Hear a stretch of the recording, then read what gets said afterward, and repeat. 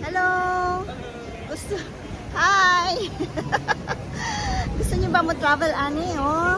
Nga, dili mo mag-uol sa inyong mga bills pag uli ninyo?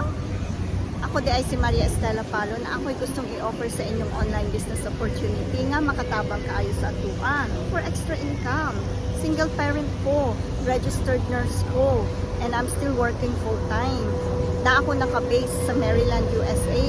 And karon na anak ko din sa Orlando kay nag-attend man mig business summit aning business na ni.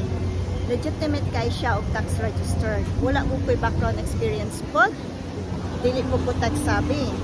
And as a nurse, kinahanglan ko mangitag extra kay tungod kapoy na ko overtime ug ang akong time sa akong anak wala. Kanya hinay ang akong ipon kay nagatabang pud baya ko sa akong nilikanan sa Pilipinas. Nya karon ang akong anak na nasa university kinahanglan po og support. Wala man ko'y lain kasaligan, ako lang sarili, di ba? So nangita ko pamaagi og maayo kaayo siya nakita na ko nga pamaagi kay lucrative kaayo ang iyahang i-offer aning business potential na ni dako jud kaayong tabang.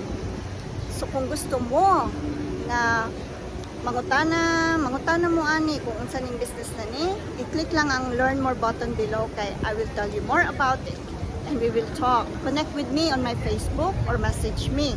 My website is www.maria-estelapalo.com and also i-change na inyong life, guys. Take this challenge. It's an online business opportunity. You can work anytime, anywhere. And there is also an automated system na makatabang kayo sa imuha pareha namo.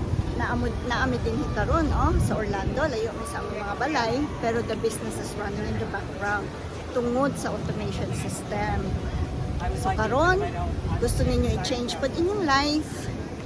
Kinahanglan gyud kay tungod mahal na ba ang mga palaliton pud karon, di ba? Kinahanglan na gyud natong extra supplement sa atong income.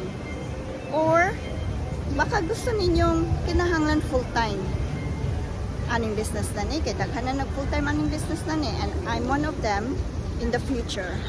So click in the link more button below and I'll talk to you more. God bless. Bye bye.